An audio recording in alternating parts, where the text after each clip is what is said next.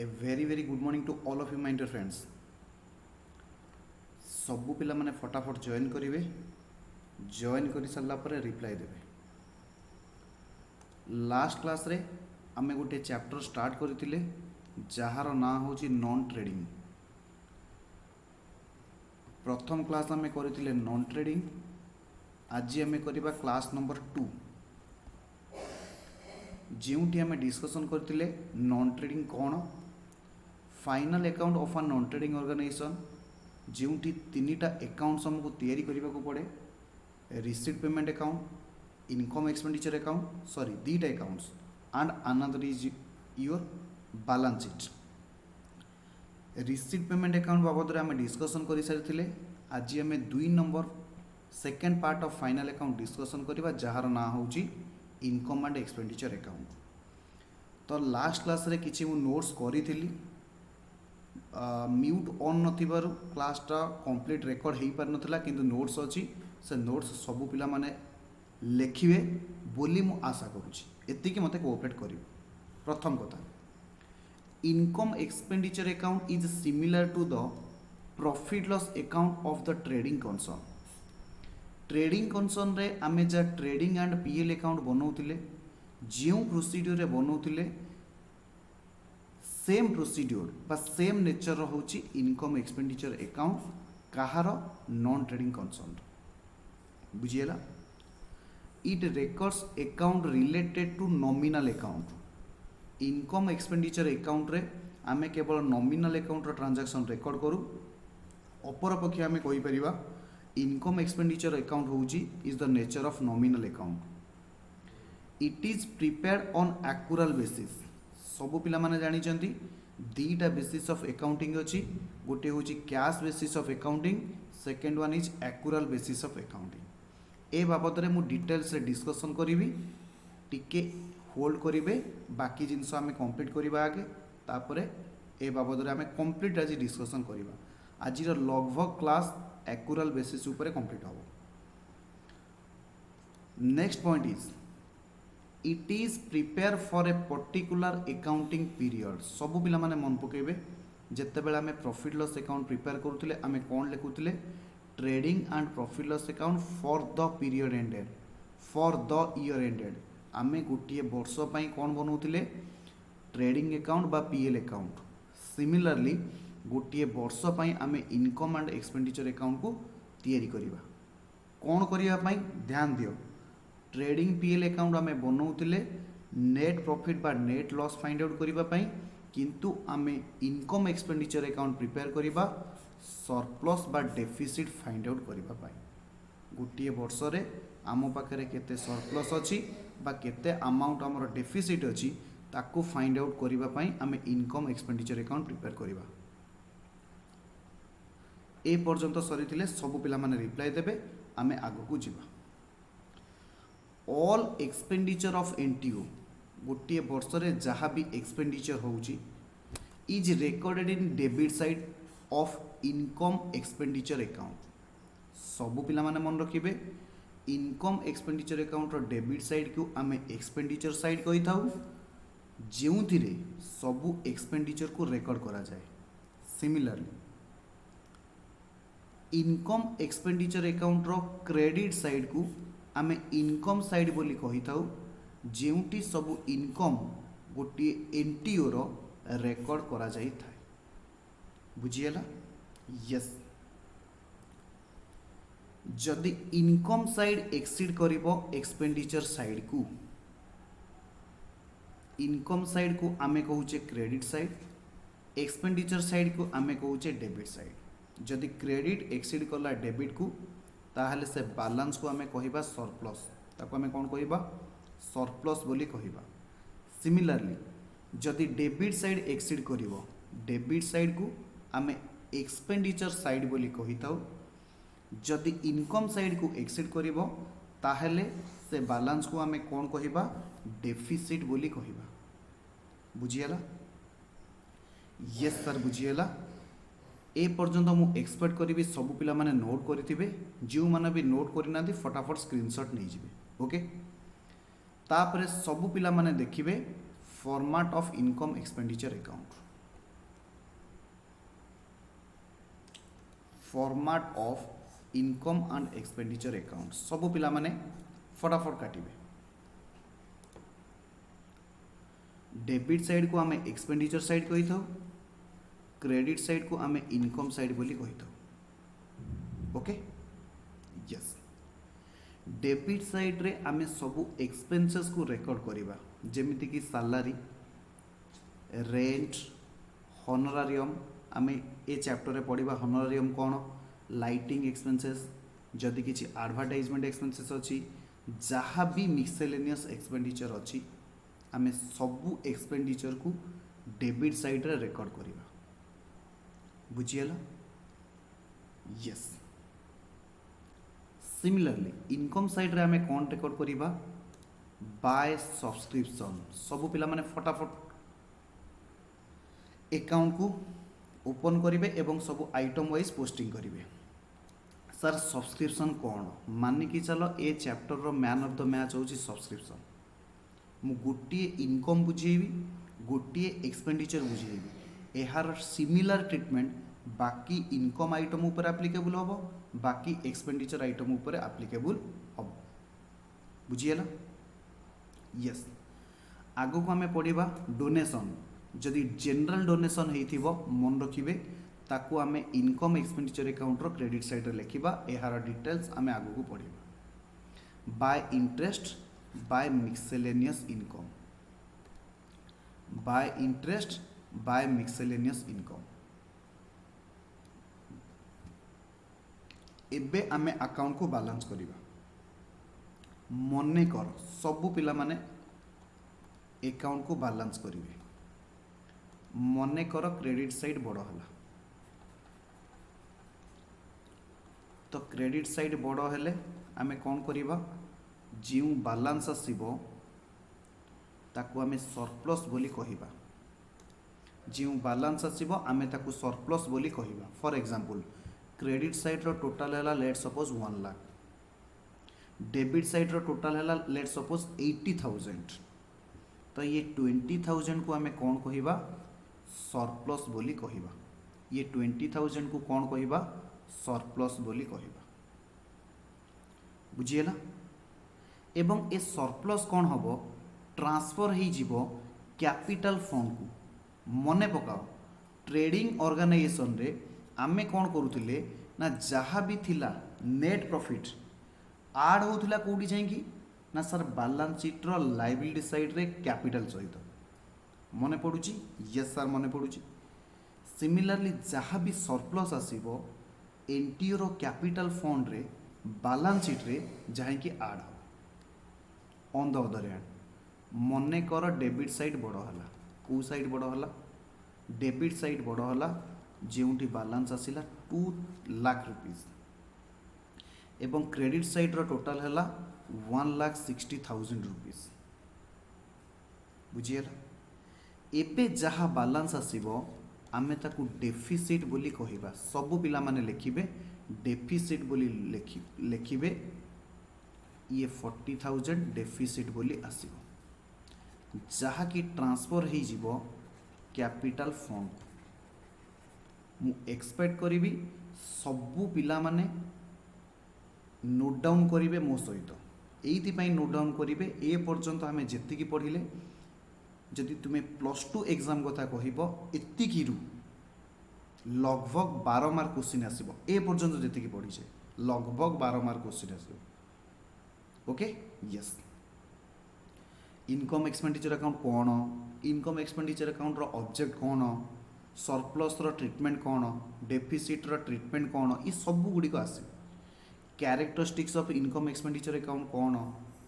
Receipt payment account रो characteristics कौन ये सब एग्जाम रे पड़ुची बुझीगला यस ए पर्यंत जदि सरीची आमे आज गोटे नुआ कॉन्सेप्ट नुह पुराना कॉन्सेप्ट बट ताकू आमे आज रिफ्रेश पूरा आरंभ करिकी डिस्कशन करिवा सबु पिला माने कॉन्सेंट्रेट करिवे यस सबु पिला माने कॉन्सेंट्रेट करिवे बेसिस ऑफ अकाउंटिंग गोटे होची कैश बेसिस आउ गोटे हूँ एक्यूरल बेसिस। लास्ट क्लास रे मु तुमको पढ़ाई receipt payment account. Receipt payment account cash basis रे प्रिपेयर करा जाए। एगेन एमसीक्यू आसूची एग्जाम रे। Income expenditure account accrual basis रे प्रिपेयर करा जाए। तो आज आम बुझा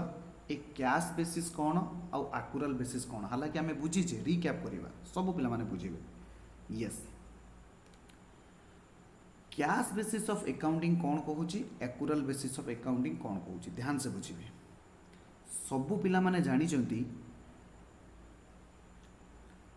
बिजनेस रो लाइफ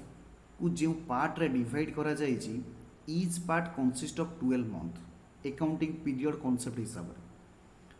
12 मंथ जनरली आमर फाइनेंशियल ईयर आरंभ होबो 1 एप्रिल रु, मनकर 1 एप्रिल 2023 रे आरंभ होइतिला। तो यह सरीबो केबे ना 31 मार्च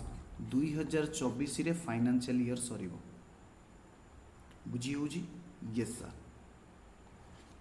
बुझी होजी। तो जिते बेले 31 मार्च 2024 रे आमे फाइनल अकाउंट प्रिपेयर करिबा। कौन प्रिपेयर करिबा?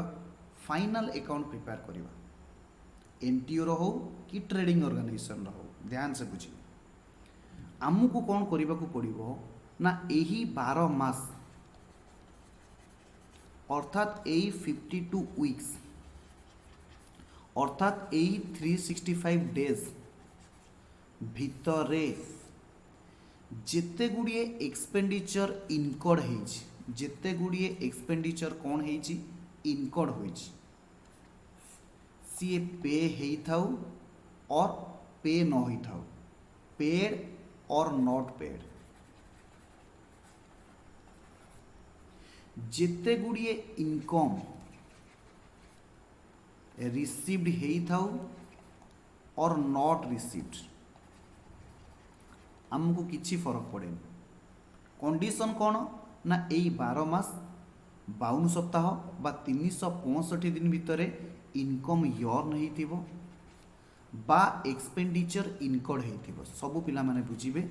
एक्सपेंडिचर कौन होइथिबो ना इनकर्ड होइथिबो। यही 12 मास भितर जदि कौन होइछि किछि इनकम यर्न होइछि बा एक्सपेंसेस इनकर्ड होइछि। इनकम केस रे रिसीव हेई थाउ कि रिसीव न होई थाउ आमको किछि जायस ना। एक्सपेंडिचर केस रे पेड हेई थाउ बा पेड न होई थाउ ताकू आमे कौन करिबा ना बुक्स ऑफ अकाउंट्स रे रेकॉर्ड करिबा। कौन करिबा ना रेकॉर्ड करिबा। यह को कांसेप्ट कहूची ना accrual basis, accrual basis of accounting कहूची। 12 मास भितर जदि किछि एक्सपेंसेस इनकर्ड हेइछि whether paid or not paid हेई थाउ कि न होई थाउ, जदि किछि इनकम यर्न हेइछि से रिसीव हेई थाउ कि न होई थाउ ताकू आमे बुक्स ऑफ अकाउंट्स रे रिकॉर्ड करिबा। ए पर्यंत क्लियर हला? यस सर, ए पर्यंत बुझी हला। सर एग्जांपल दियंतु एहार माने कौन सब पिला माने बुझिबे।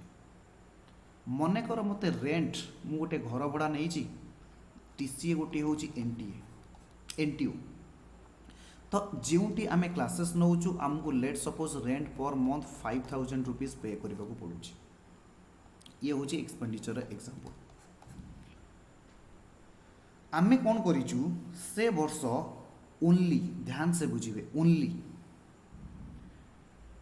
5000 इंटू 12 60,000 पे करिबा परिवर्ते आमे ओनली 40,000 पे करिछु एवं आमर 20,000 टंका कौन अच्छी ना आउटस्टैंडिंग अच्छी। ये 20,000 रुपीज कौन अच्छी ना सर आउटस्टैंडिंग अच्छी। मोर तुमको प्रश्न जे आमे बुक्स ऑफ अकाउंट्स रे केते रेकॉर्ड करिबा, बुक्स ऑफ अकाउंट्स रे केते रेकॉर्ड करिबा। वेरी गुड सर, 12 मास खर्च को आमे रेकॉर्ड करिबा। कहीं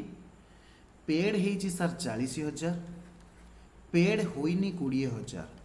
टोटाल मिसी गले 60,000। आमर एक्यूरल बेसिस कहूची टोटाल वर्षकर खर्च को आमे बुक्स ऑफ अकाउंट्स रे रेकॉर्ड करिबा। बुझिएला? यस सर बुझिएला? यस सर बुझिएला। सर ये 20,000 को आउटस्टैंडिंग एक्सपेंसेस बोली कहा जाए। वेरी गुड, ये 20,000 को आउटस्टैंडिंग एक्सपेंसेस बोली कहा जाए। बुझी होची? यस। सिमिलरली जदि आम इनकम केस नवा, मने कर टीसीए रे 100 मेंबर्स अछंती। Let suppose you are the member of TCA. TCA रे केते मेंबर अछंती?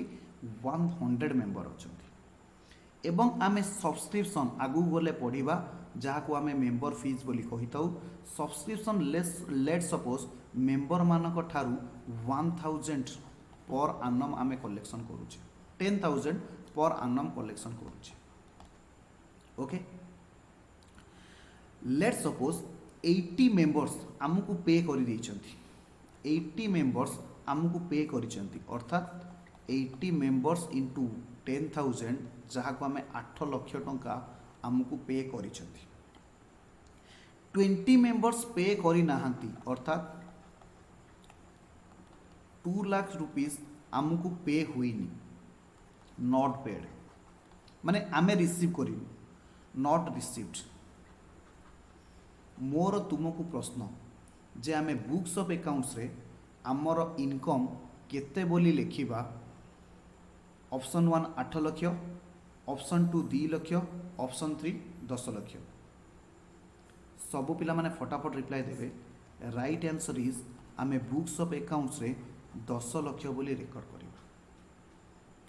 कंडीशन कौन? कंडीशन होची इनकम यर्न हेतिबा दरकार, रिसीव करिबा पई योग्य हेतिबा दरकार।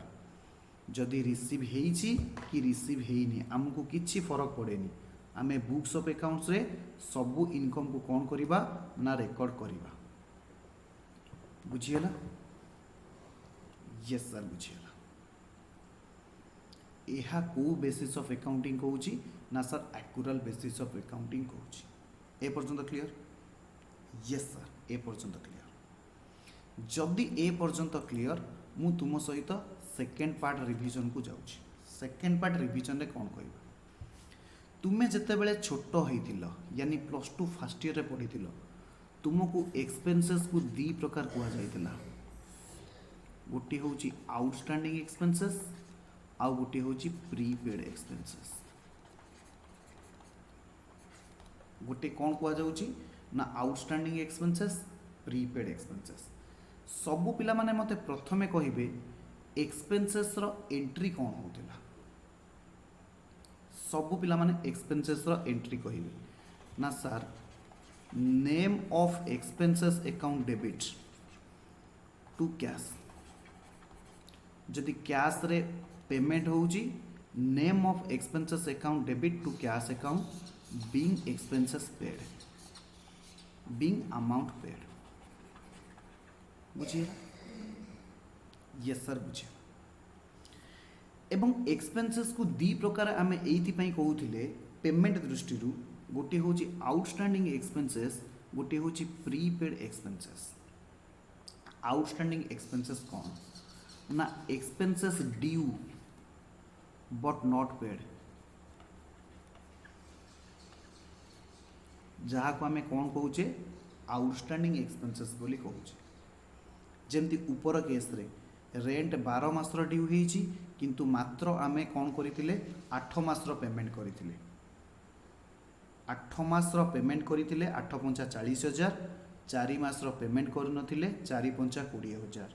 टोटाल वर्षकर रेंट केते थिला ना 12 × 5 60,000 टका थिला। बुझी होची? मोर प्रश्न जे आउटस्टैंडिंग एक्सपेंसेस रो आमे जर्नल एंट्री कौन लिखुतिले? फटाफट सब पिला माने रिप्लाई देबे।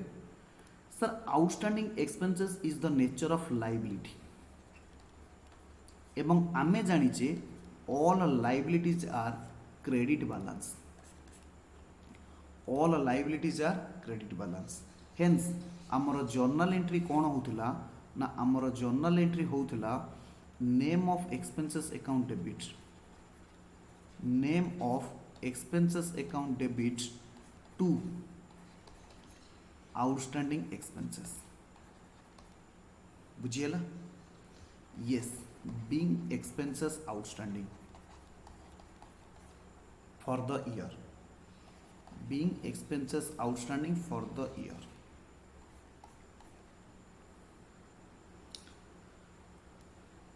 Eight the same time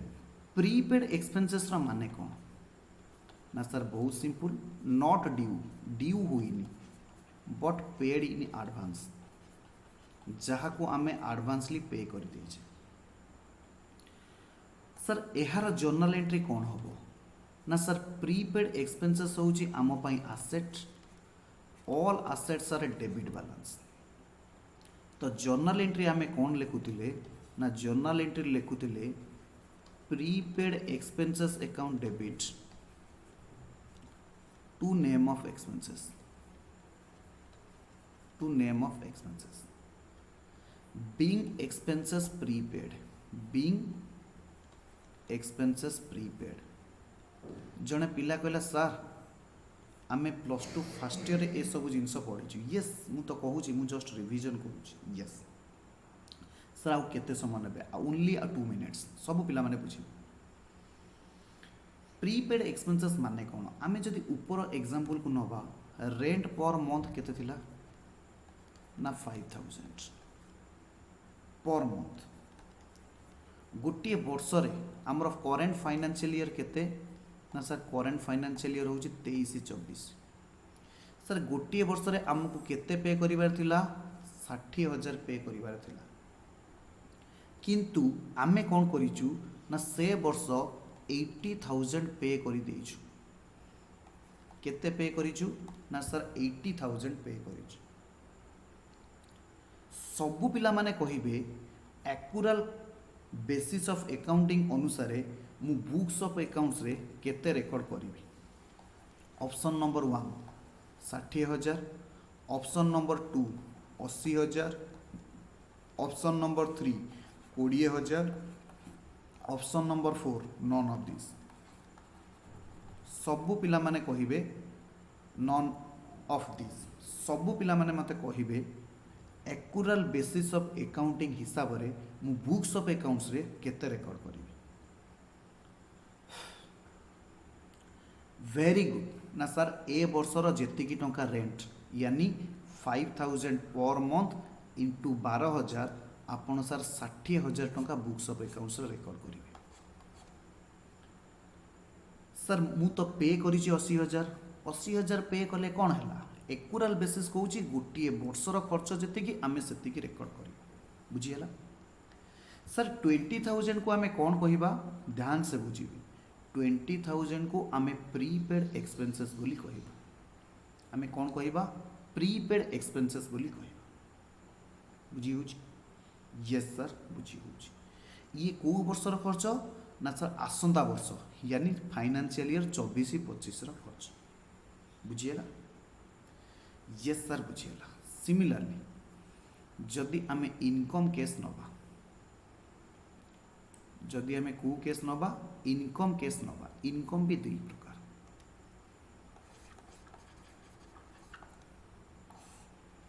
accrued जहाँ को आमे आउटस्टैंडिंग बोली कही था आ गोटे हूँ received in advance received in advance sir आम लिखू 100% लिखू ध्यान से बुझे प्रथम कथा जदि मु इनकम रिसीव करुच्ची एंट्री कौन जदि इनकम सर आपन रिसीव करुचंती cash account debit to name of income cash account debit to name of income being amount received by income received outstanding income बा एक्रूड इनकम कहले आमे कौन बुझुचे ना income earned but not received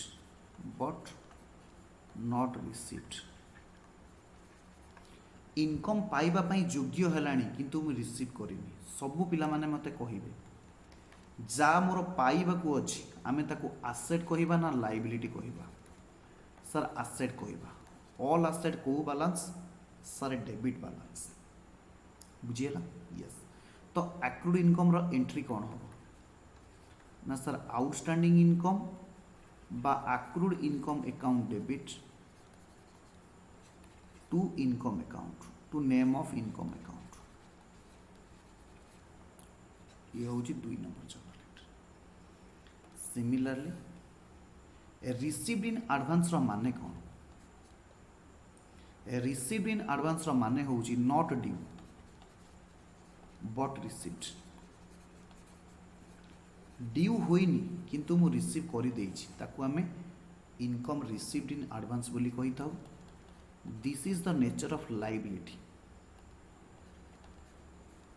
all liabilities are credit balance. ताहेले सबु पिला माने मते जर्नल एंट्री कहिबे जदि इनकम मु आगो तुरा रिसीव करछि जर्नल एंट्री कोन हो? सर जी लायबिलिटी ताकू क्रेडिट करंतु। Income received in advance account ये क्रेडिट हेबे। डेबिट रे की रहिबे? Name of income account. बुझिएला? यस सर बुझिएला। जदि ए पर्यंत बुझी सारिछ भाबी नियो तुमर चैप्टर सरी गला। ओके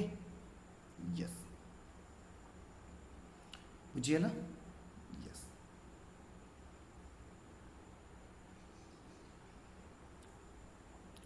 सबु पिला माने कहिबे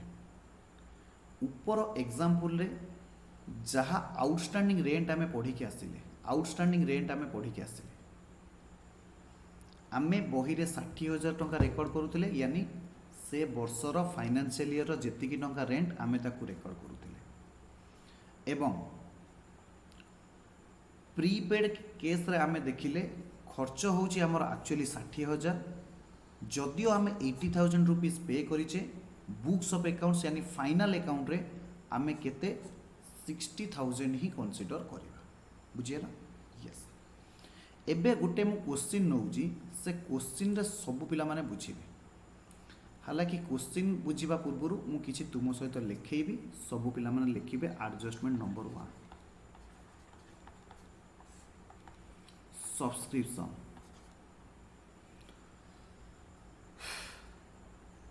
सब्सक्रिप्शन न लिखिकी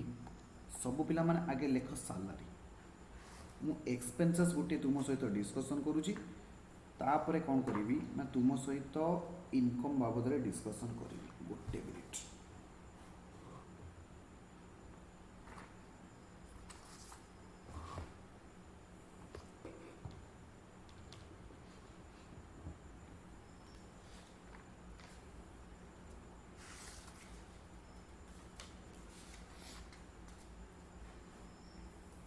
यस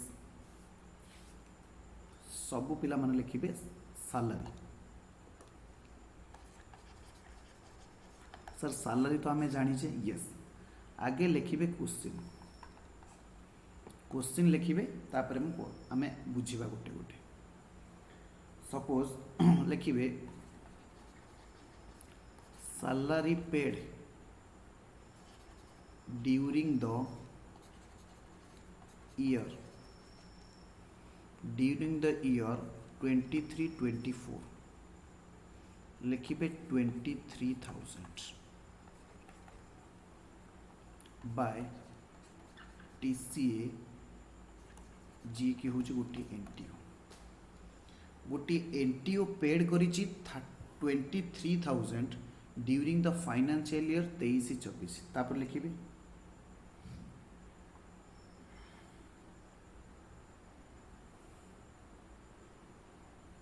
लिखिबे सैलरी अनपेड 23-24 लिखिबे 14,000 लिखिबे सैलरी प्रीपेड 23-24 6,000 सबु पिला माने बुझिबे। यस सर सैलरी गोटे वर्ष रे प्रीपेड अच्छी आउटस्टैंडिंग भी अच्छी यस क्वेश्चन बुझिबे। से कहूँ टीसी गोटे एनटीओ अच्छी जी 23-24 फाइनेंशियल ईयर रे सैलरी पे करिछि 23,000 एवं सैलरी अनपेड मनकर 5 जन स्टाफ अच्छा 2 जन स्टाफ को सैलरी दिया है जार अमाउंट हूँ 14,000। 23-24 फाइनेंशियल ईयर रे आउटस्टैंडिंग सैलरी अच्छी 14,000। सैलरी प्रीपेड 23-24 फाइनेंशियल ईयर रे सैलरी प्रीपेड केते अच्छी 6,000। सर गोटे वर्ष आउटस्टैंडिंग प्रीपेड केमिति हम भाई माने कथा बुझ 5 जन एम्प्लॉय थिले मु 3 जन को पे करिनी हे गले आउटस्टैंडिंग 2 जन को एडवांस पे कर देछि हे गले prepaid. Oh my god yes sir बुझिया सर क्वेश्चन कौन क्वेश्चन लिखिबे सब पिला माने calculate amount to be recorded in expenditure account, income and expenditure account in respect of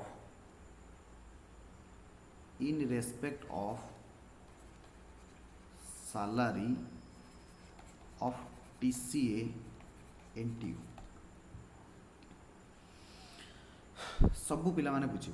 दीटा adjustment बुझेबी income expenditure account complete NTO complete बाकी गोटे गोटे एडजस्टमेंट आम पढ़ा बट यही दीटा हूँ man of the maths income रो गोटे एक्सपेंसेस रो गोटे हम सबू पिला माने बुझे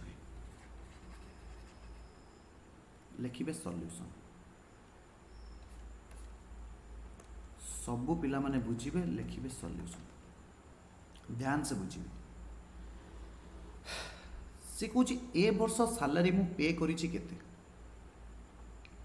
टोटल सैलरी पे करिछि मु केते मु गोटे करुछि अकाउंट्स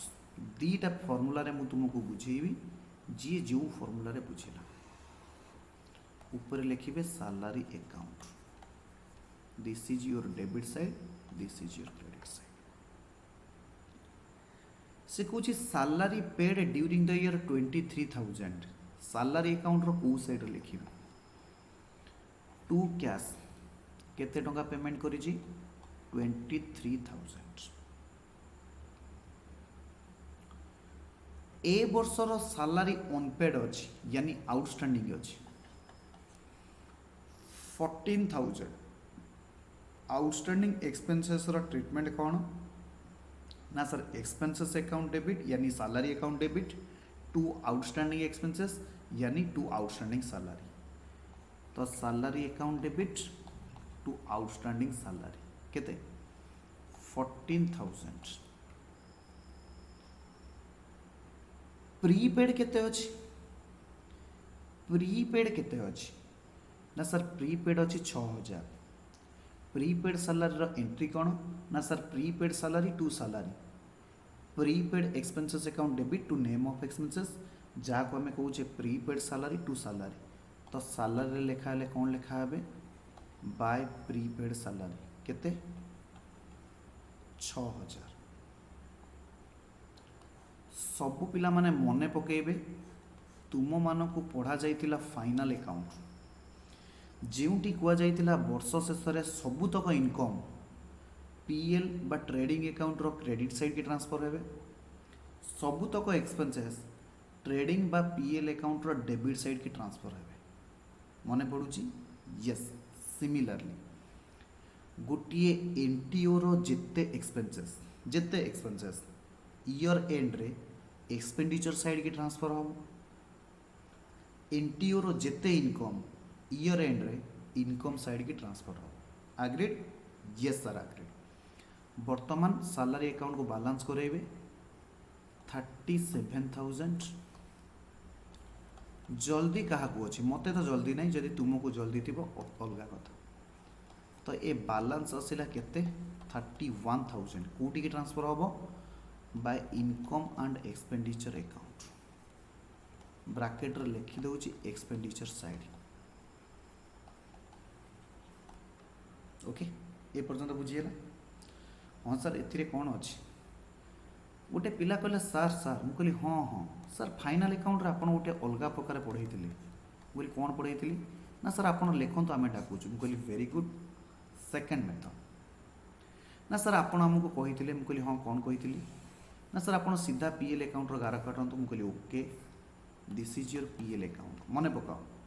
कौ अकाउंट पीएल अकाउंट आम एनटीओ पढ़ुचे हेन्स मु एनटीओ रे पीएल अकाउंट न लिखी इनकम एक्सपेंडिचर अकाउंट लिखी डेबिट साइड को कहबा आम एक्सपेंडिचर साइड क्रेडिट साइड को आम कहबा इनकम साइड पिला कहले सर आप सीधा लिखत टू सालारी मुझे कहली वेरी गुड सालारी केते लिखी ना सर सालारी लिखत 23,000 मुझे कहली तापर ना सर आप लिखत आड आउटस्टैंडिंग सालारी मुझे कहली ओके वेरी गुड कहीं ना सर आपण आमको पढ़े फाइनल अकाउंट बेले आउटस्टैंडिंग एक्सपेंसेस आड करा ओके वेरी गुड सर आप लेस करूँ मुझे कहली कौन लेस करी ना प्रीपेड सालारी मुझे कहली वेरी गुड प्रीपेड सालारी केते ना सर 6,000 टंका आप लेस करूँ डायरेक्ट लिखत 31,000 ओ माय गॉड सर आप एमती कही वेरी गुड तुम मानकर पाठ मन अच्छी जानिकी बहुत खुशी लगे सर दीटा मेथड आंसर एका आसीबो पक्का दीटा मेथड आंसर एका आसीबो सर आम एग्जाम रे को मेथड कहबो जो मेथड रे करबो ठीक सर एक कथा तो आम आगुरी जानी आपण आमको अधिकाटा कौन कहले मु तो कौटी कहली मु आपन को अधिका कहूँ तुम्हें जहाँ जाच मुझे ही कह ठीक अच्छे सर आउ कष्ट कौन एनटीओ एनटीओ रे किसी कष्ट ना सर आम तो देखीचु बड़ बड़ प्रोब्लेम अच्छी आम द्वारा होनी देख चुटकी सल्व हो ओके यस सर एग्जाम आम अकाउंट करूँ अकाउंट्स कर जमी तुम्हें कर ठीक हो ओके सर आपड़ केमती करेंगे मुझे तो दुईटा उपाय सल्व करी सर आम कन्फ्यूजन हबार किसी आवश्यकता ना जहाँ को जोटा भल लगे सी से मेथड कर ओके यस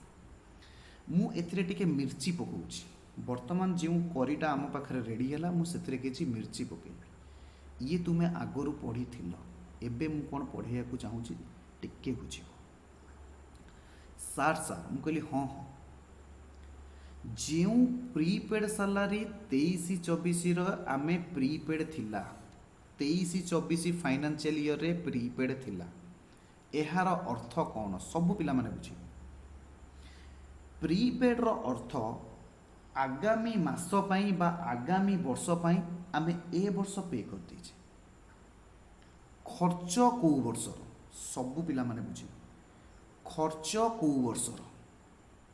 ना सर खर्च होची 24-25 फाइनान्शियल ईयर आमे पे केबे करिछे आज आज आज यानी 23-24 रे पे करिछे सेथि पई आमे कोन कले ए वर्षर इनकम एक्सपेंडिचर अकाउंट रु आमे ताकू बाद कर देले काहेकि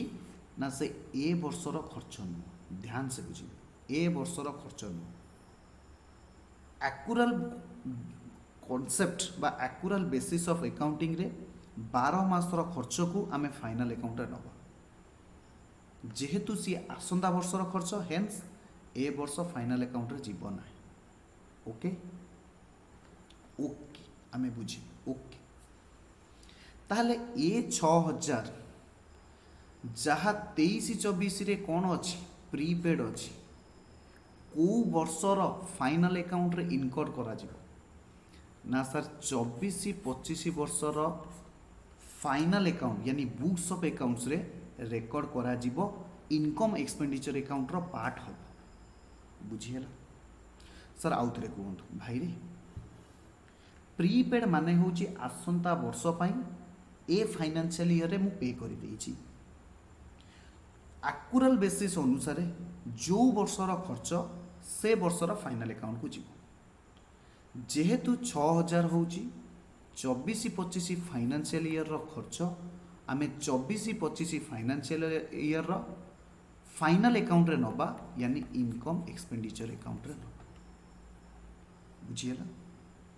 यस सर बुझियला एथिरे किछि संदेह ना जदि बुझीचे सबू पिला माने कमेंट बॉक्स रे थंब देबे बा डन बोली लिखिबे प्रथम पॉइंट को आसो सालारी अनपेड थिला 23-24 रे मु नेक्स्ट पेज रे लिखुची सालारी अनपेड केते थिला 23-24 फाइनान्शियल ईयर रे सालारी अनपेड केते थिला सब पिला माने मते कहिबे ना सर 14,000। अनपेड माने आउटस्टैंडिंग, अनपेड माने कौन आउटस्टैंडिंग। ए अनपेड रो माने कौन, अनपेड रो माने होउची 23-24 रो खर्च किंतु आमे 23-24 रे पे करिने, 23-24 रो खर्च किंतु आमे 23-24 रे पे करिने। ए खर्च केबे पे करा गला, मने करो फाइनेंशियल ईयर 24-25 रे पे करा गला, पेड 14,000। ध्यान से बुझुथिबे, ध्यान से बुझुथिबे। खर्च होउची 23-24, पेमेंट केबे होउची 24-25, अर्थात ए वर्ष दिया जिबा कथा कौनसी कारणरू ए वर्ष दिया जाइनी, मु आसंता वर्ष देबी। एक्चुअल बेसिस ऑफ अकाउंटिंग रे आमे कोन करिबा, मोर तुम मानकु प्रश्न, ये 14,000 प्रैक्टिकल क्वेश्चन एग्जाम रे पड़ुची एमसीक्यू, 23-24 फाइनेंशियल ईयर रे रेकर्ड करा जिवो या 24-25 फाइनेंशियल ईयर रे रेकर्ड करा जिवो। सबु पिला माने कमेंट बॉक्स रे देबे, सबु पिला माने। वेरी वेरी गुड सर, आमे 23-24 फाइनेंशियल ईयर रे रेकर्ड करिबा। अरे भाई खर्च तो 23-24 रो ना, जेबे पेमेंट हो आमु किछि फरक पड़ेनी, जो वर्षर खर्च सेई वर्ष फाइनल अकाउंट रे मु नेबी। जेमती कि ये 14,000 को आमे कौन करथिले ना 23-24 रो फाइनल अकाउंट रे, 23-24 रो फाइनल अकाउंट रे आमे आउटस्टैंडिंग सैलरी को ऐड करथिले। आमे आउटस्टैंडिंग सैलरी की कौन करथिले ना ऐड करथिले। बुझिएला, अरे बुझिएला ना बुझिएला, यस सर बुझिएला। मोर सेकंड प्रश्न, जहा आउटस्टैंडिंग यानी अनपेड थिला 23-24 आर्थिक वर्ष रे, ताहा पेमेंट केबे हैला ना 24-25 आर्थिक वर्ष रे पेमेंट हैला। जेते बेले 24-25 फाइनेंशियल ईयर रो आर्थिक वर्ष रो आमे फाइनेंशियल स्टेटमेंट प्रिपेयर करिबा, इनकम एक्सपेंडिचर अकाउंट प्रिपेयर करिबा। सबु पिला माने मते कहिबे ये 14,000 को 24-25 फाइनेंशियल ईयर रे आमे इनकम एक्सपेंडिचर अकाउंट रे नबा कि नबानी, यस नो रे रिप्लाई देबे फटाफट। वेरी वेरी गुड सर, आमे 24-25 फाइनेंशियल ईयर रे नबानी, काहे कि ना सर ऑलरेडी आमे 23-24 फाइनेंशियल ईयर रो इनकम एक्सपेंडिचर अकाउंट रे नहीं सारी। जदि एतिकी पॉइंट बुझी गल ताहले भाबिनियो इनकम एक्सपेंडिचर अकाउंट सरी गला। बुझिएला ना बुझिएला, बुझिएला ना बुझिएला, यस सर बुझिएला। जदि बुझिएला आउ गोटे क्वेश्चन आमे सॉल्व करिया, जदि बुझिएला आउ गोटे क्वेश्चन आमे सॉल्व करिया। फटाफट क्वेश्चन लिखिबे, 2 मिनिट समय रे क्वेश्चन लिखिबे। लिखिबे क्वेश्चन नंबर 2, आज क्लास रो क्वेश्चन नंबर 2 लिखिबे। Same question, salary paid financial year 23-24 जार अमाउंट होउची केते थिला 23,000। ओके, लिखिबे salary outstanding 23-24 rupees, salary outstanding rupees 23-24 लिखिबे 18,000 लिखंतु। केते लिखिबे 18,000 लिखिबे। सैलरी प्रीपेड फाइनेंशियल ईयर 23-24 रे रुपीज 6,000। ओके सर, ये तो प्रीवियस क्वेश्चन जैसा थिला, ठीक है। लिखिबे एउडू लिखिबे पॉइंट, लिखिबे salary prepaid financial year 22-23 rupees, salary prepaid financial year 22-23 rupees 4000 salary outstanding financial year 22-23 rupees 14,000 लिखिबे question calculate the amount to be debited in income and expenditure account for financial year 23-24 in books of TCA NTU non trading organization the commerce academy सबू पिला माने ए पर्यंत जदि लिखिथिबे मते reply देबे मु एबे करूची सॉल्यूशन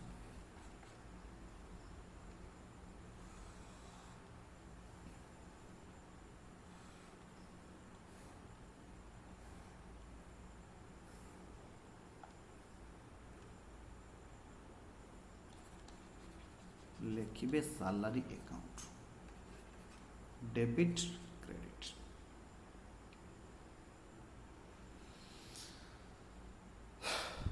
सैलरी केते टंका पेड हेछि टू सैलरी केते टंका पेड हेछि सब पिला माने देखिबे सर 23,000 ए वर्ष पेमेंट हेछि एंट्री कोन होछि ना salary account debited to cash तो टू कैश अकाउंट आमे केते पे करछे 23,000 ए वर्षर आउटस्टैंडिंग जहाँ अच्छी एबे एबे बुझी गया salary account debited to outstanding salary account ध्यान से देखिए कौ ईयर आउटस्टैंडिंग को आमे नौचे सर 23-24 आउटस्टैंडिंग आमको प्रथमे नौचे नहले भूल भाल हो निज वर्ष पर वर्ष जदि चिन्ह न पार भूल भाल हो 23-24 माने निज वर्षर आउटस्टैंडिंग उपरे बुझे आसी ए वर्षर आउटस्टैंडिंग जहाँ आमे ताकू कौन लिखिबा salary account debit to outstanding salary उपरे आमे सॉल्व करके आसीचे टू आउटस्टैंडिंग सैलरी केते टंका अछि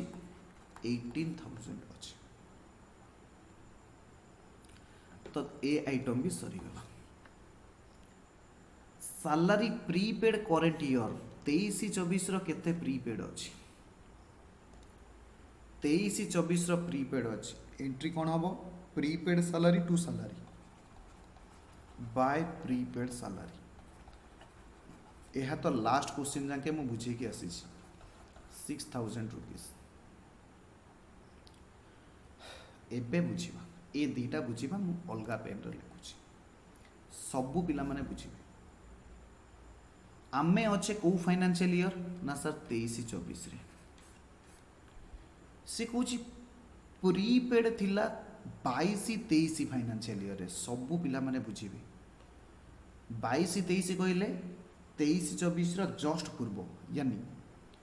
गत वर्ष प्रीपेड थिला सबु पिला माने बुझिबे आगे मु रफ रे बुझेबी तापर सेट लिखिबी मु करेंट फाइनेंशियल रो अछि 23-24 से Cauchy financial year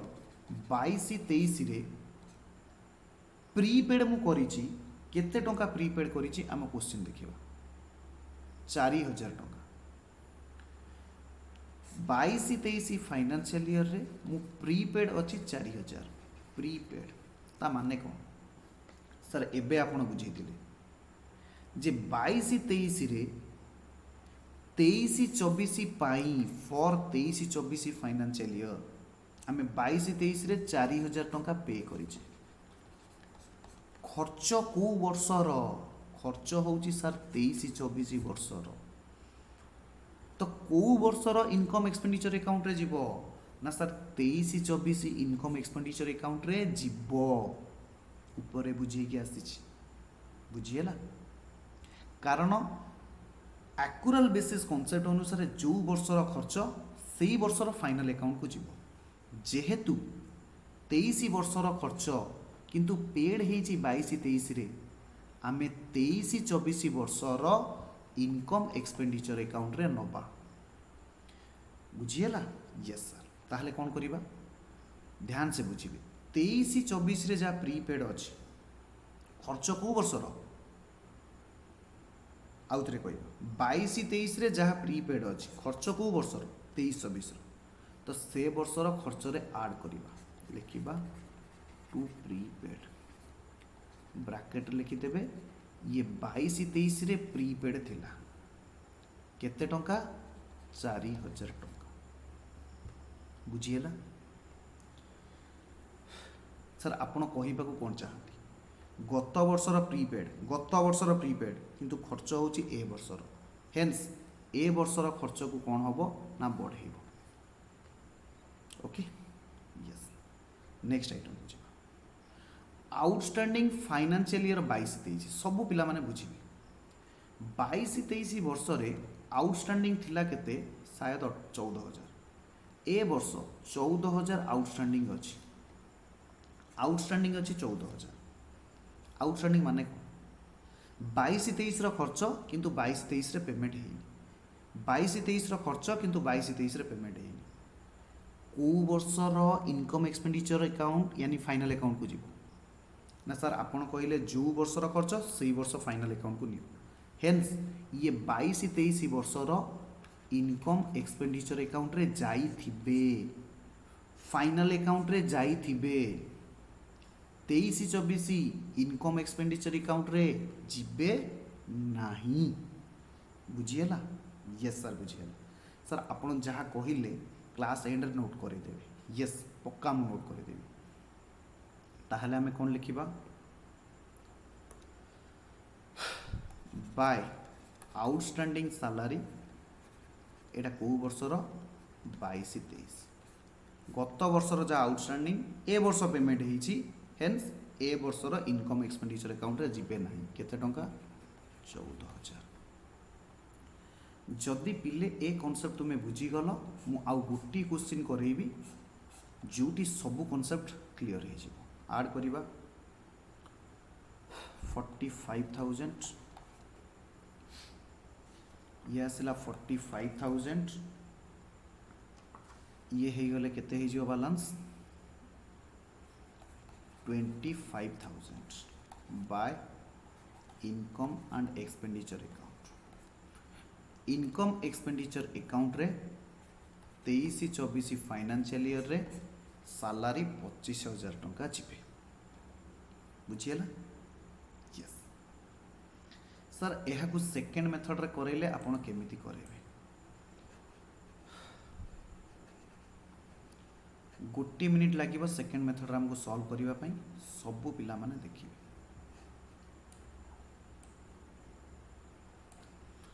लिखिबे second method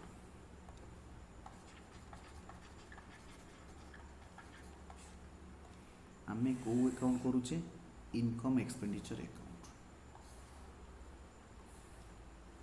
एटा होची इनकम एंड एक्सपेंडिचर अकाउंट ये होची इनकम साइड ये होची एक्सपेंसेस साइड ये होची अमाउंट ये होची अमाउंट कौन लिखिबा लिखिबे टू सैलरी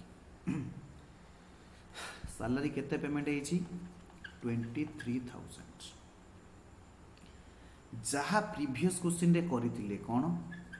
ना सर निज वर्षर आउटस्टैंडिंग ऐड करथिले आउटस्टैंडिंग 23-24 आको आमे ऐड करिबा 23-24 रे आउटस्टैंडिंग थिले 18,000 शायद देखि दबा यस 18,000 निज वर्षर प्रीपेड लेस निज वर्षर जहाँ प्रीपेड थिले ताको आमे लेस करिबा एहा लास्ट क्वेश्चन रे आपण बुझिथिले प्रीपेड 23-24 केते थिला निज वर्षर प्रीपेड 6,000 टंका एहा को आमे लेस करिबा एवं गत वर्षर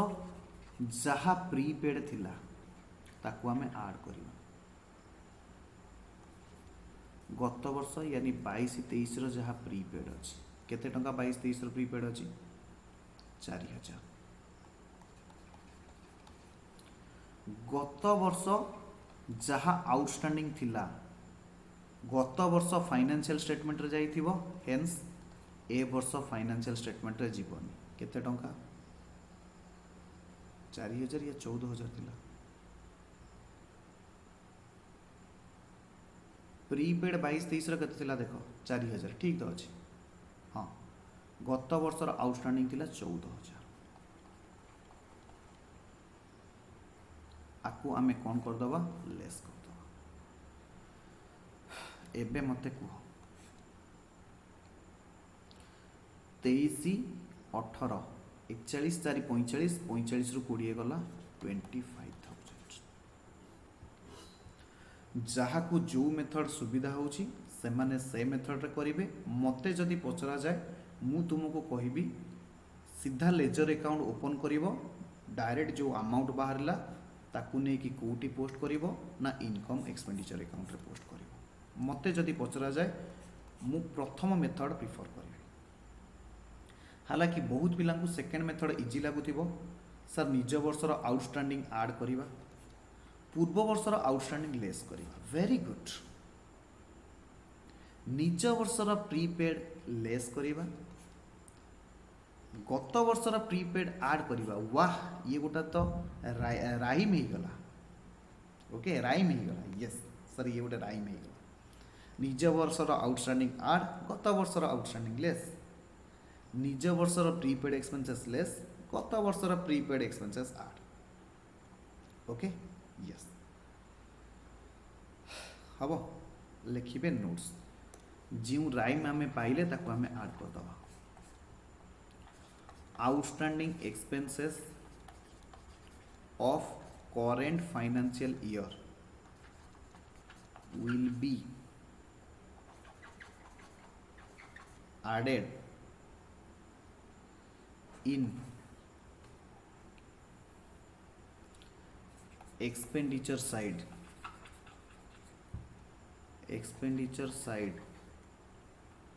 of income and expenditure account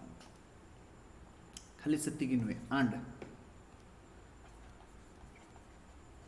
shown in liability side of balance sheet bracket रे current year of current financial year current financial year row balance sheet row liability side रे शो करिवे prepaid expenses of current financial year will be deducted in expenditure side of income and expenditure account एवं कौन हेबे and shown in asset side of balance sheet of current financial year. Point number 3, outstanding expenses of a previous financial year will be deducted in income and expenditure account from expenditure side एवं कौन हेबे पूर्व वर्षर outstanding जहाँ अच्छी shown in opening balance sheet यह को आमे बुझिबा जतबेले प्रॉब्लम करिबा opening balance sheet that is beginning balance sheet रे बिगिनिंग बैलेंस शीट एवं गत वर्षर prepaid expenses of previous financial year will be added in income and expenditure account and कोडी शो करिवे shown in opening balance sheet asset side opening balance sheet रो asset side रे show करिवे आ opening balance sheet रो liability side रे previous year रो outstanding expenses show करिवे एग्जाम रे पडुची बुझिएला जदि ए पर्यंत बुझा सरीची लिखिबे पॉइंट नंबर 2 सब्सक्रिप्शन बस यही गोटे एडजस्टमेंट बुझी दियो तुमर एनटीओ सरीगला ओके सब्सक्रिप्शन माने कौन सब पिला माने बुझिबे ये होची टीसीए द कॉमर्स एकेडमी ये होचंदी टीसीए रा मेंबर तुमे माने आपण माने ओके ए माने हेले मेंबर टीसीए रा मुख्य ऑब्जेक्ट होची सोसाइटी को बेनिफिट दबा बा टीसीए रा मेंबर आपण मान को बेनिफिट दबा तो जेहेतु टीसीए होची गोटे एनटीओ नॉन ट्रेडिंग ऑर्गेनाइजेशन बा नॉन प्रॉफिट मेकिंग ऑर्गेनाइजेशन तो यह कौन करे मेंबर मानक ठारू किछि चांदा कलेक्शन करे जहाँ को आम सब्सक्रिप्शन ना बोली कहला बुझिएला अरे बुझिएला ना बुझिएला ओके यस सब पिला माने लिखिबे any amount collected by an NTO non-profit organization from its member periodically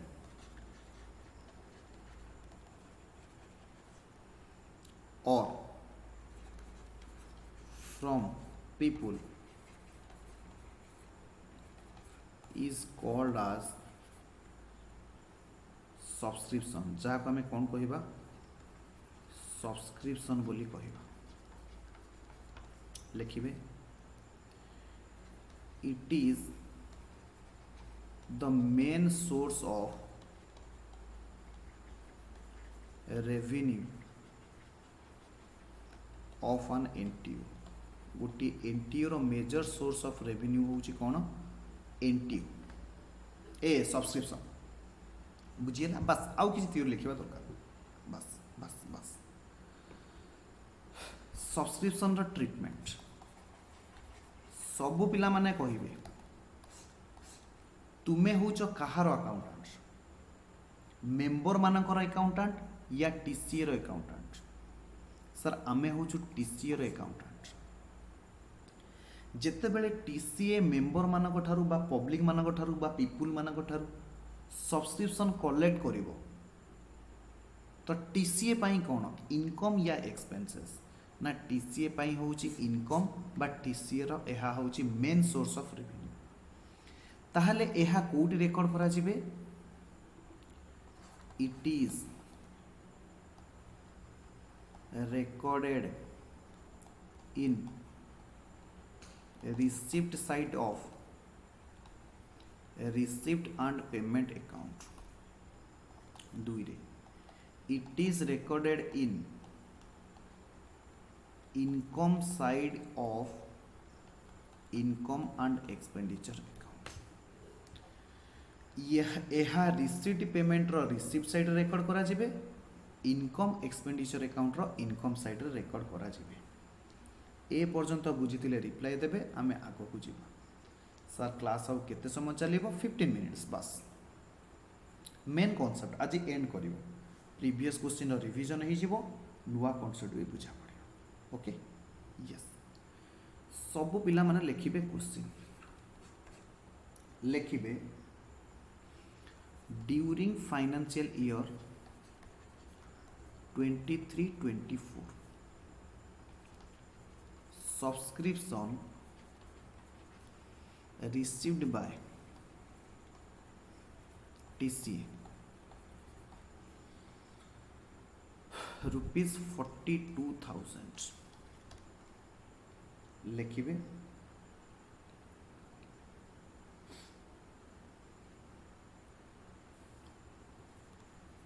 subscription outstanding for financial year 23-24 5,000 subscription received in advance financial year 23-24 rupees 8,000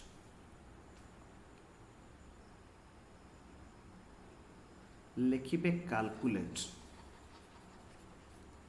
the amount to be recorded in income side of income and expenditure account for financial year 23-24 of TCA NTU लिखिए solution बास Sarila sir केमती सरला तुम्हें question लिखि सारा पर फटाफट ledger account open करिवो केमिति सरीला मु बुझेबी लिखिए सब्सक्रिप्शन अकाउंट सबु पिला माने कहिबे सब्सक्रिप्शन गोटे एनटीओ पाई एक्सपेंसेस या इनकम वेरी गुड सब्सक्रिप्शन होची इनकम एबे क्वेश्चन पड़े से कहूँ 23-24 फाइनेंशियल ईयर रे सब्सक्रिप्शन 42,000 टंकार रिसीव होती मु तुमको बुझे जिते बेले इनकम रिसीव है एंट्री कौन हम cash account debit to name of income account बस बाय कैश अकाउंट जिते कि क्वेश्चन पढ़ी ताकू आनिकी पोस्टिंग कली ओके कैश रिसीव्ड माने यह रिसीव्ड साइड रे रेकॉर्ड करा जाइथिबे मुझे तुम मानक कही रखे ये 42,000 तुमको रिसीव्ड साइड रे मिलिबो रिसीव्ड पेमेंट अकाउंट रे ये जो दीटा आइटम रहिला एहा को तुमको एडजस्टमेंट रे मिलिबो एडजस्टमेंट माने तुम्हें फाइनल अकाउंट रे पढ़ी आसी तो एबे आमे एडजस्टमेंट पढ़िबा कौन कहि क्वेश्चन कहूँ subscription outstanding O my God financial year 23-24 5,000 23-24 financial year रे सब्सक्रिप्शन आउटस्टैंडिंग अच्छी सबू पिला माने मते कहिबे जिते बेले इनकम आउटस्टैंडिंग थाए आमे ताकू को ना रे को सर एक्रूड इनकम बोली को तो outstanding income means accrued income ए वर्षर एक्रूड इनकम होची केते ना सर 5,000 टंका सबू पिला माने कहिबे एक्रूड इनकम रो एंट्री कौन ना sir accrued income account debit to name of income तेणुक एंट्री हम accrued subscription account debit to subscription account accrued subscription account debit to subscription account तो सब्सक्रिप्शन अकाउंट रे कौन लिखिबी टू एक्रूड सब्सक्रिप्शन केते 5,000 ए पर्यंत जदि बुझी सारी थे सबू पिला माने रिप्लाई देबे मु आगु बुझिबी यस सर हम बुझी सर तापर पॉइंट होची सब्सक्रिप्शन रिसीव्ड इन एडवांस ए वर्ष 23-24 फाइनेंशियल वर्ष रे मु सब्सक्रिप्शन 8,000 टंका एडवांसली रिसीव करिछि oh my god actual concept अनुसार जो इनकम यर्न होइछि रिसीव हेई थाउ कि न हेई थाउ ताकू आमे ए वर्षर फाइनल अकाउंट रे नबा जेंति कि outstanding subscription received in advance 23-24 रे मु आगतुरा रिसीव करिछि एहार माने कोन ना सर एहार माने होची ये 23-24 रो इनकम नुह फाइनेंशियल ईयर 23-24 रो इनकम नुह आगामी वर्ष पाई मु केते टंका रिसीव करिछि 8000 टंका रिसीव करिछि। एक्यूरल बेसिस कॉन्सेप्ट अनुसार ए 8000 टंका को आमे 23-24 फाइनेंशियल ईयर रे रेकॉर्ड करिबा नाही कारण ए वर्षर इनकम ये बुझिएला। यस बुझिएला। ये को वर्षर फाइनेंशियल स्टेटमेंट रे जिबे ना 24-25 फाइनेंशियल ईयर रो फाइनेंशियल स्टेटमेंट रे जिबे। सबु पिला माने कहिबे इनकम रिसीव्ड इन एडवांस रो एंट्री कोन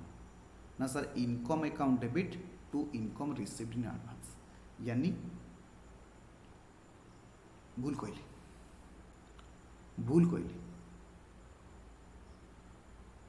हाँ इनकम रिसीव्ड इन एडवांस रो एंट्री कोन फटाफट कहबे income received in advance sir income received in advance होची लायबिलिटी ताहले income account debit to income received in advance.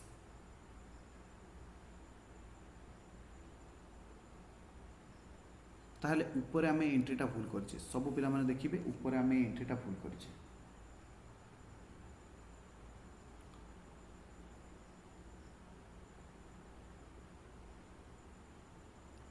ऊपर ए एंट्रीटा आमे भूल करिछे। यस यस यस जो माने मते टेक्स्ट करिछो मु पाई गली आउ थरे गोटे मिस्टेक हेछि आउ थरे देखिबे आउटस्टैंडिंग सब्सक्रिप्शन रो एंट्री कोन आमे एंट्री भूल लिखिछे। आउटस्टैंडिंग सब्सक्रिप्शन रो एंट्री होउची outstanding subscription account debit to subscription account outstanding subscription account debit to subscription account entry देखिबो एंट्री अछि accrued income account debit to name of income outstanding subscription to subscription तो subscription लिखिबे by outstanding subscription तो मु भूल लिखितली सेति पई correction कली बुझिएला। तो आउटस्टैंडिंग इनकम रो एंट्री होउची outstanding income account debit to name of income income received in advance रो एंट्री कोन ना इनकम अकाउंट डेबिट यानी सब्सक्रिप्शन अकाउंट डेबिट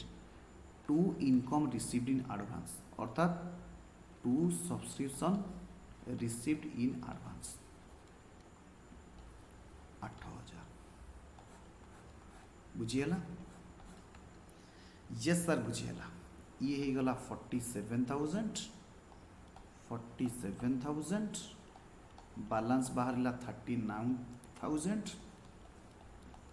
जोटा कि ट्रांसफर हम to income expenditure account bracket रे इनकम साइड बुझिएला। अरे बुझिएला ना बुझिएला यस सर बुझिएला। तो जदि बुझीगला मु आउ टिके मसला दउची सब पिला माने देखिबे एई क्वेश्चन सेम क्वेश्चन सब पिला माने कॉपी करिवे सेम क्वेश्चन मु भी लिखि दउची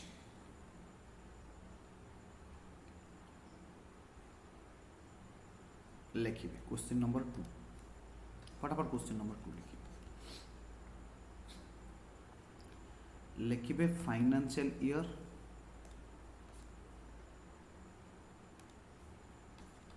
subscription received during financial year 23-24 42,000 लिखिबे subscription outstanding financial year 23-24 5,000 sir second method रे कलेनी ओके सेकेंड मेथड रे करे देबी don't worry subscription prepaid financial year 23-24 8,000 subscription prepaid financial year 22-23 oh my god 22-23 financial year रो सब्सक्रिप्शन प्रीपेड अछि 15,000 subscription outstanding financial year 22-23 5,000 calculate amount of subscription to be shown in income side of income and expenditure account financial year 23-24 of the Commerce Academy.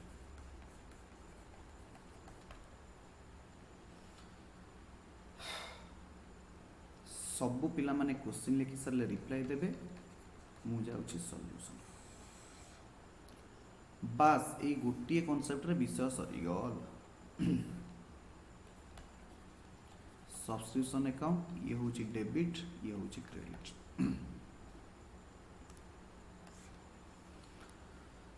Question लिखि सारे ledger account काटिबे मु एहा को एबे बुझेबा को जाउछि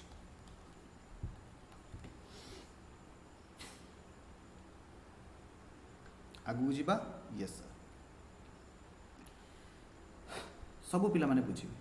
subscription received during financial year 23-24 ए वर्ष मु केते टंका रिसीव करिछि 23-24 एंट्री कोन हो cash account debit to subscription account तो सब्सक्रिप्शन रे लिखिले बाय कैश अकाउंट 42,000 सब्सक्रिप्शन होची इनकम एतिकी तो मन रखिबे जे सब्सक्रिप्शन होची कोन इनकम बोली एनटीओ पई सब्सक्रिप्शन होची इनकम सब्सक्रिप्शन आउटस्टैंडिंग एबे एबे बुझे के आसी छी आउटस्टैंडिंग माने एक्रूड 23-24 फाइनेंशियल ईयर माने एई वर्षर आउटस्टैंडिंग केते अछि 5,000 एई वर्ष मते पाइबा को अछि very good accrued income account debit to name of income accrued subscription to subscription रे लिखिले आमे कोन लिखिबा बाय आउटस्टैंडिंग सब्सक्रिप्शन एटी वर्ष लिखिबे 23-24 केते टंका 5,000 रुपीस प्रथम पॉइंट कंप्लीट द्वितीय पॉइंट सब्सक्रिप्शन प्रीपेड को फाइनेंशियल ईयर ना 23-24 फाइनेंशियल ईयर रे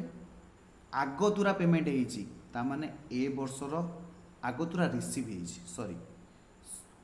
ओहो एटा प्रीपेड लिखा हो रिसीव्ड इन एडवांस पिला माने टिके क्वेश्चन करेक्शन करिवे subscription received in advance question correction करिवे सॉरी क्वेश्चन भूल लिखिदेली ए वर्ष सब्सक्रिप्शन मु केते एडवांसली रिसीव करिछि 8,000 ओके ओके जदि मु एडवांसली रिसीव करिछि ए वर्षर इनकम नुह मु रिसीव करिछि आगतुरा ता माने ए वर्षर इनकम एक्सपेंडिचर अकाउंट रे जिबे नाही ए वर्षर सब्सक्रिप्शन रो मु लेस कर देबी काढी देबी डिलीट कर देबी तो रिसीव्ड इन एडवांस रो एंट्री कोन ना सर रिसीव्ड इन एडवांस होची लायबिलिटी ताहले subscription account debit to subscription received in advance to subscription received in advance केते अछि 8,000 रुपीस एबे थर्ड पॉइंट को आसीबा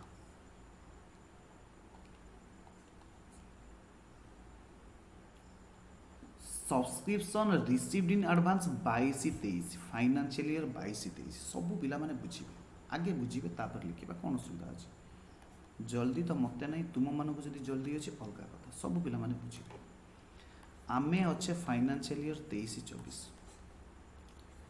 से कहूँ 22-23 फाइनेंशियल ईयर रे सब्सक्रिप्शन एडवांसली रिसीव होता केते टंका ना 15,000 टंका 22-23 रे मु 15,000 टंका एडवांस रिसीव करिछि सबु पिला माने कहिबे एहा केउ वर्षर सब्सक्रिप्शन फटाफट रिप्लाई दे 22-23 रे मु एडवांस रिसीव करिछि एहा केउ वर्षर सब्सक्रिप्शन वेरी गुड सर आसंता वर्षर सब्सक्रिप्शन जो वर्षर सब्सक्रिप्शन सेई वर्षर फाइनल अकाउंट को जिबे अर्थात एहा 23-24 रो फाइनल अकाउंट को जिबे इनकम एक्सपेंडिचर अकाउंट को जिबे बुझिएला यस सर।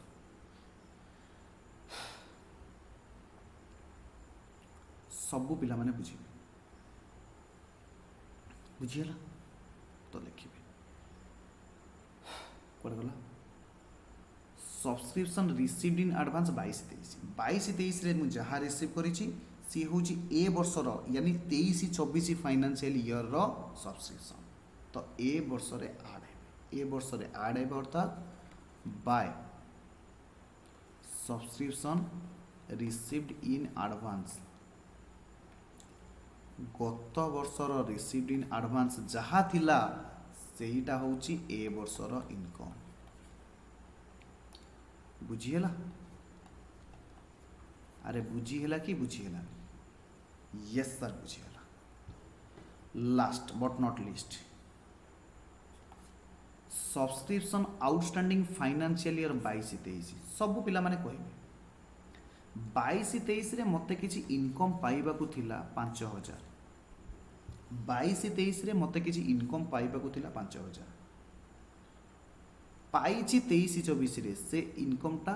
पाइछि केबे आउटस्टैंडिंग थिला 22-23 रे रिसीव हेछि 23-24 रे सबू पिला माने मते कहबे एक्चुअल बेसिस ऑफ अकाउंटिंग रे ये 5000 को वर्षर फाइनेंशियल स्टेटमेंट को जीव ना सर जो वर्षर इनकम से वर्षर फाइनेंशियल स्टेटमेंट को जीव 22-23 रे आउटस्टैंडिंग अच्छी किछि मैटर करेनी ए वर्ष यन हेछि माने एई वर्ष फाइनेंशियल स्टेटमेंट रे जीव यानी इनकम एक्सपेंडिचर अकाउंट रे जीव यानी 22-23 जेते बेले हमें सब्सक्रिप्शन अकाउंट करिबा से इनकम रे ऐड हो बुझीगला। गोटे कथा पिला माने मते कुह जदि किछि इनकम को आमे पूर्व वर्ष फाइनेंशियल स्टेटमेंट रे नहीं जाइछे बा इनकम एक्सपेंडिचर अकाउंट रे नहीं जाइछे ए वर्ष फाइनेंशियल स्टेटमेंट रे जीवो कि ए वर्ष इनकम एक्सपेंडिचर अकाउंट रे जीवो कि ए वर्ष सब्सक्रिप्शन अकाउंट रे ऐड होबो कि ना कारण ऑलरेडी प्रीवियस ईयर सरी जाइछे हेंस सबु पिला माने आउ थरे बुझिबे सब्सक्रिप्शन आउटस्टैंडिंग फाइनेंशियल ईयर 22-23 पूर्व वर्ष सब्सक्रिप्शन कौन हो जाइए ऑलरेडी ट्रीटमेंट सरी जाइए ताले मुझे कौन लिखी ए वर्ष सब्सक्रिप्शन रु लेस करी ए वर्षर इनकम को कमे देवी ए वर्षर इनकम रु डिलीट करी देवी टू सब्सक्रिप्शन आउटस्टैंडिंग 22-23 केते टंका अछि 5000 अछि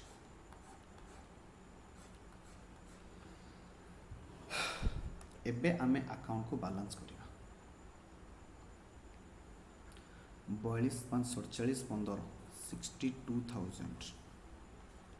62,000 तेरा गले 49,000 कैलकुलेशन चेक करिवे to income expenditure account bracket रे इनकम साइड हबो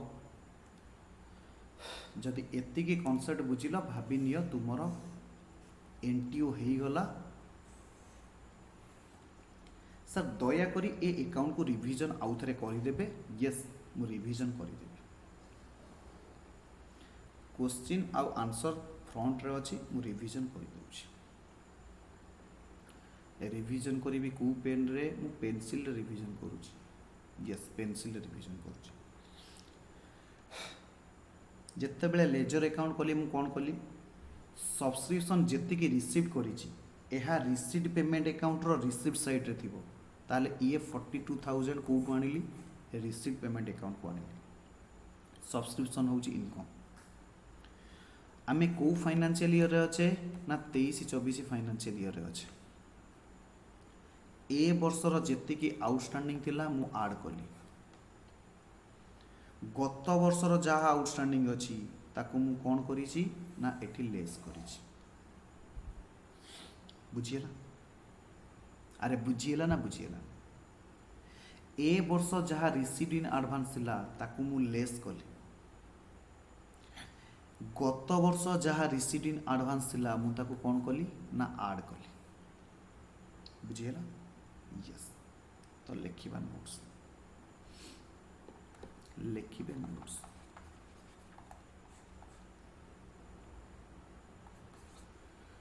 outstanding subscription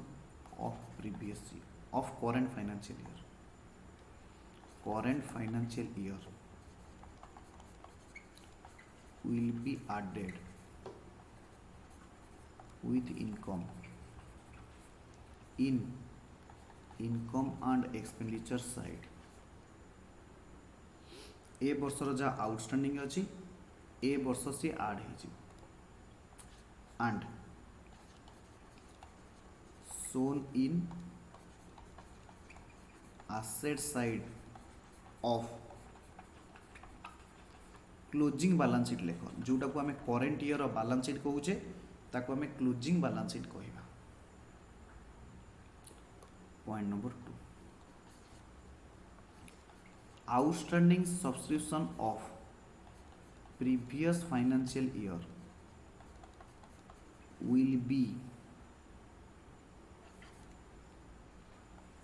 deducted from income in income and expenditure account in income and expenditure side will be added with income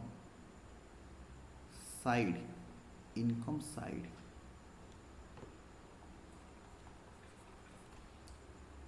of income expenditure account. Okay, outstanding subscription of previous financial year deducted from the income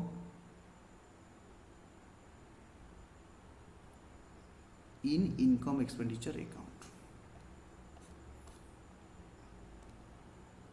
बुझीगला एवं पूर्व वर्षर जहाँ कौन अच्छी and shown in asset side of opening balance sheet. ये opening balance sheet कौन closing balance sheet कौन आम question कले जाना। 3 number subscription received in advance of current financial year will be deducted from income in income expenditure account एवं current financial year जहाँ received in advance अच्छी and shown in liability side of closing balance sheet. Liability side of closing balance sheet. Next class रे जतले question करेबी detail सेटा को करि सारिबी तापरे आगु जीवी तापर लिखिबे subscription received in advance of previous financial year will be added with income in income and expenditure account and कोटी शो करेंगे प्रीवियस ईयर जहाँ अच्छी shown in opening balance sheet